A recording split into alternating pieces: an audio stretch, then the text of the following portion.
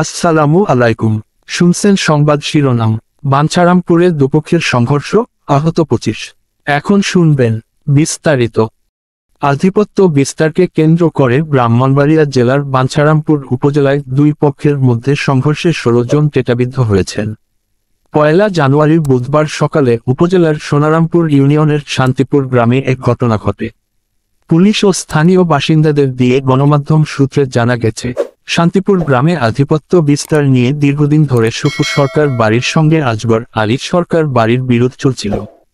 পূর্ববিরোধের জেরে বুধবার সকালে দুই পক্ষের লোকজন দেশীয় অস্ত্র নিয়ে সংঘর্ষে জড়িয়ে পড়েন। সংঘর্ষে উভয় পক্ষের 25 জন আহত হন। আহত ব্যক্তিরা হলেন আলমগীর হোসেন, সোলেমান মিয়া, সোহরাব হোসেন, রাসেল মিয়া, রফিক মিয়া, দুলাল মিয়া, সনি মিয়া, রাসেল মিয়া, সমীর মিয়া, ইসমাইল হোসেন, ইমরান হোসেন, হক মিয়া, মাসুদ মিয়া, শাহিন মিয়া, লালু মিয়া, রাব্বি মিয়া, হোসেন মিয়া, শাহপরান, শাহজালাল, শাহিন মিয়া। তাদের পাশের নরসিংদী জেনারেল হাসপাতাল সহ বিভিন্ন হাসপাতালে চিকিৎসা দেওয়া হয়। সফুর সরকার বাড়ির মতিউর রহমান সরকার বলেন, 2 মাস ধরে আজগর আলী সরকার বাড়ির মোহাম্মদ সুলতান মাস্টারের পক্ষের লোকজন রাতের বেলা তাদের বাড়িঘর ও লোকজনের ওপর হামলা চালানোর চেষ্টা করে আসছেন।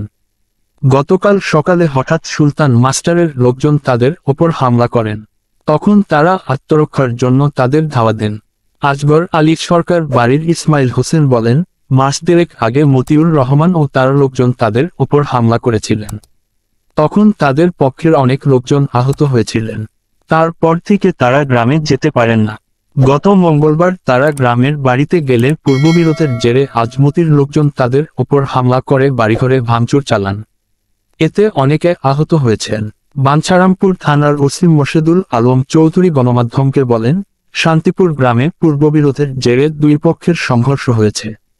আহত ব্যক্তিরা নরসিংদীতে চিকিৎসা নিয়েছেন। অভিযোগ পেলে আইনগত ব্যবস্থা নেওয়া হবে। বাঞ্ছারামপুর, বাঞ্ছারামপুর, বাঞ্ছারামপুর। ব্রাহ্মণবাড়িয়া 24.news